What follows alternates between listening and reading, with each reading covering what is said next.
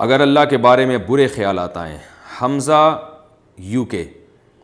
میرے دل میں اللہ کے بارے میں برے خیالات آتے ہیں جو کہ میں زبان پہ نہیں لانا چاہتا. اس صورتحال میں کیا کروں؟ واہ بھائی واہ, زبان پہ تو نہیں لانا چاہتے, لیکن آپ نے باقاعدہ ویڈیو بنا کے مسئلہ بھیج دیا اور پھر ریٹن فارم میں ہمارے ایڈمن نے اس کو لکھ کے بھی بھیج دیا.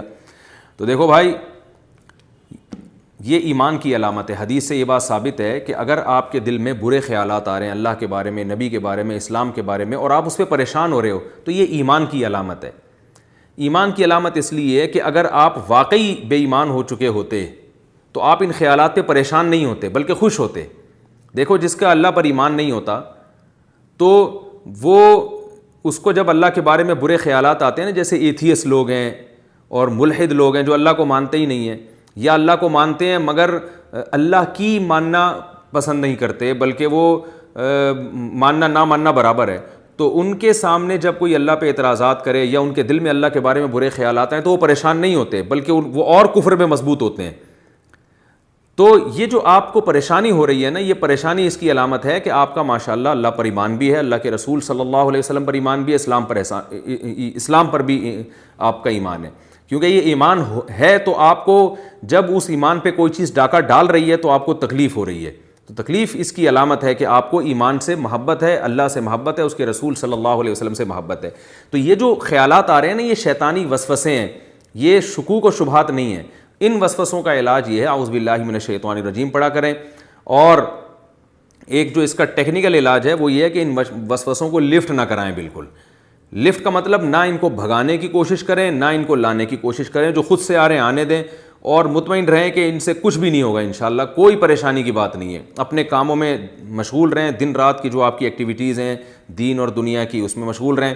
جو خیالات آ رہے ہیں آنے دیں, نکالنے کی بھی کوشش نہ کریں اور لانے کی بھی کوشش نہ کریں, اور پریشان ہونا چھوڑ دیں, بلکہ یہ سوچ کے خوش ہوا کریں کہ اگر جو غیر اختیاری پریشانی ہو رہی ہے اس پہ آپ کو انشاءاللہ ثواب بھی ملے گا.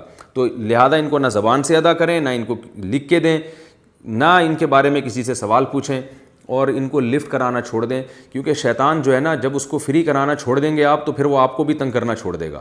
اب آپ پریشان ہوں گے نا تو شیطان سمجھ جاتا ہے کہ یہ آدمی ان وسوسوں سے پریشان ہو رہا ہے, اب اس کو اور پریشان کرو. آپ نے دیکھا ہوگا جب ہم چھوٹے بچے تھے نا تو بچوں کی عادت ہوتی ہے, کوئی موٹا ہو تو اس کی چڑ رکھ دیتے ہیں موٹو, کوئی پتلا ہو تو اس کی چڑ رکھ دیتے ہیں پتلو, کوئی کالا ہو تو اس کو کلو کہہ دیتے ہیں. تو اس طرح کے چڑیں بچے بہت کرتے ہیں.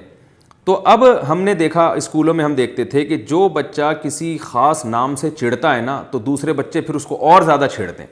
اب کوئی موٹا ہے تو بچے اس کو کہتے ہیں موٹو, اس کو آئے گا غصہ, تو پھر بچے خوش ہوتے ہیں, پھر اور بار بار موٹو کہتے ہیں, اور بار بار موٹو کہتے ہیں. تو وہ بیچارہ موٹا جو ہے نا وہ ٹینشن سے پتلا ہو جاتا ہے یہ موٹو کا لفظ سن سن کے. تو اس کا علاج یہ تھا کہ بھائی وہ لفٹ نہ کرائے, وہ کوئی موٹو کہہ رہا ہے تو بھائی کہنے دو. تو بچے جب دیکھیں گے اس کو تو ٹینشن ہی نہیں ہو رہی, تو بچوں کا تو مقصد یہ تھا نا ٹینشن دینا. جب وہ دیکھتے ہیں کہ اس کو ٹینشن ہو ہی نہیں رہی ہے تو وہ پھر اس کو موٹو کہنا ہی چھوڑ دیتے ہیں, تمیز سے نام سے پکارتے ہیں اس کو. تو یہ انسان کی فطرت ہے, عادت ہے, شیطان کی بھی یہ فطرت ہے کہ وہ وسوسے ڈالتا ہے اور دیکھتا ہے جو پریشان ہو رہا ہے نا وسوسوں سے اس کو اور پریشان کرو, اور جو پریشان نہیں ہو رہا پھر وہ شیطان اپنی فائلیں لپیٹ کے چلا جاتا ہے, کہہ رہا ہے کسی اور پہ ٹرائی کرو. بھائی وہ شیطان کے پاس بھی اتنا ٹائم تھوڑی ہے کہ وہ ایک ہی آدمی پہ سارا زور لگا دے. وہ کہہ رہے بھائی جہاں دال گلے گی وہاں گلاؤ, جہاں نہیں گل رہی تو کچھ اور کسی اور پہ ٹرائی کرو پھر. تو یہ بالکل ایسے ہی جیسے عاملوں کے معاملے میں, جنات کے معاملے میں جو زیادہ جنات کو فری کراتے ہیں نا, زیادہ ڈرتے ہیں وہ یہ نہ ہو جائے اور یہ والا تعویذ اور وہ والا تعویذ, اور جنات پریشان بھی انہی کو کرتے ہیں. جو زیادہ ان چکروں میں نہیں پڑتے وہ جنات ان کو پریشان بھی نہیں زیادہ کرتے. تو بالکل اسی طرح وسوسوں کو بالکل لفٹ نہ کرائیں. نو لفٹ کا جو ہے نا وہ اپنے دل کے اوپر ایک نوٹس لگا کے رکھ دیں, شیطان جب بھی آئے تو نو لفٹ دیکھ کے واپس چلا جائے, تو انشاءاللہ یہ وسوسے خود بخود ختم ہو جائیں گے. کفر کے وسوسوں کا کیا کریں؟ جب میں 15 سال کا تھا تو میرے منہ سے کچھ غلط الفاظ نکلے تھے اللہ تعالیٰ کے بارے میں. ابھی جب میں نے 5 وقت نماز کی پابندی شروع کی ہے اور توبہ کی ہے تو وہ چیزیں مجھے بہت ستاتی ہیں, کہیں میں کافر تو نہیں ہو گیا؟ اس بارے میں میری رہنمائی فرمائیں. دیکھو بھائی, جب آپ نے زبان سے ایسی غلط باتیں نکال دی ہیں اور توبہ کر لیا آپ نے تو اب ان کو بھول جائیں. علماء کہتے ہیں شیطان جو ہے نا پہلے تو انسان سے گناہ کراتا ہے. ایک جرم تو یہ انسان شیطان کی بات میں آ کے گناہ کر لیتا ہے, دوسرا پھر اللہ کی رحمت بعض دفعہ ہوتی ہے اور انسان سچے دل سے توبہ کرتا ہے تو پھر شیطان دوسرا حملہ یہ کرتا ہے کہ وہ دل میں وسوسے ڈالتا ہے کہ تیری توبہ قبول نہیں ہوئی، تاکہ انسان پریشان رہے اور عبادت میں اس کا دل نہ لگے. تو یہ بھی شیطان کا حملہ ہے. اب اس میں بھی آپ شیطان کی بات نہ مانیں اور سچے دل سے جب توبہ کر لی ہے تو اللہ نے توبہ آپ کی قبول کر لی ہے، اللہ کا وعدہ ہے. علماء کہتے ہیں کہ جو سچے دل سے پکی توبہ کرے اور پھر بھی یہ سمجھے کہ اللہ مجھے معاف نہیں کرے گا تو یہ تکبر ہے، اس لیے کہ وہ یہ سمجھتا ہے کہ میرا گناہ اللہ کی رحمت سے بھی بڑھ کر ہے.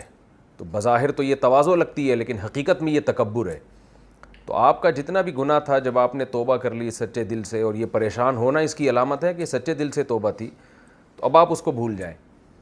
البتہ بعض دفعہ ایسے ہوتا ہے کہ انسان زبان سے غلط باتیں نہیں کہتا لیکن دل میں وسوسے بہت آتے ہیں. یہ بیماری بہت لوگوں میں آج کل ہے اور بہت لوگ اس پہ کال کر کر کے پریشان کرتے ہیں. ان کو آپ سمجھاتے رہیں لیکن وہ سمجھ میں نہیں آتی بات. وسوسے آتے ہیں، جی مجھے اسلام کے بارے میں، اللہ کے بارے میں الٹے الٹے خیالات آتے ہیں تو پھر میں پریشان ہوتا ہوں. رسول اللہ صلی اللہ علیہ وسلم سے صحابی نے پوچھا تھا کہ ہم بعض دفعہ ہمارے دل میں ایسی باتیں آتی ہیں کہ ہم زبان پہ نہیں لا سکتے اس کو، ہمیں بہت اس پہ تکلیف ہوتی ہے. تو آپ نے فرمایا یہ تو عین ایمان ہے. کیا مطلب؟ ان وسوسوں پہ پریشان ہونا اس کی علامت ہے کہ آپ تو مومن ہیں. اس لیے کہ اگر آپ واقعی کافر ہوتے تو ان برے خیالات پہ آپ پریشان تھوڑی ہوتے. کافر تھوڑی پریشان ہوتا ہے بری باتوں پہ، وہ تو مطمئن ہوتا ہے.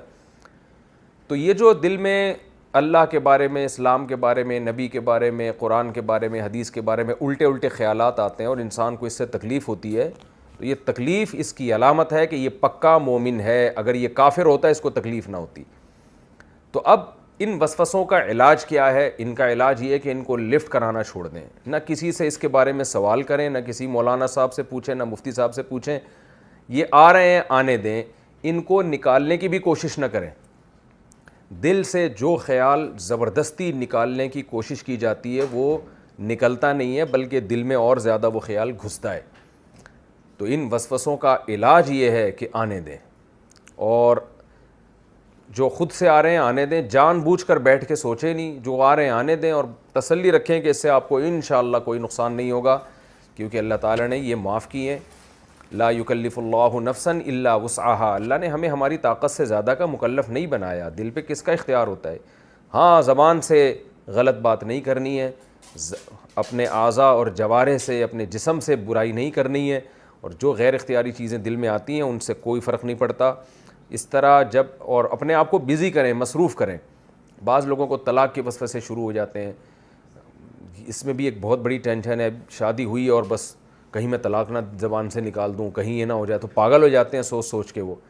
تو بھائی اپنے آپ کو دوسرے کاموں میں مشغول کریں. کوئی پاگل نہیں ہے جو خود بخود منہ سے زبان سے اس کے طلاق نکل جاتی ہے. اور لاکھوں کروڑوں لوگ شادی شدہ زندگی گزار رہے ہیں، تو ایسے تو خود بخود سب کے منہ سے نکلتی رہتی طلاقیں.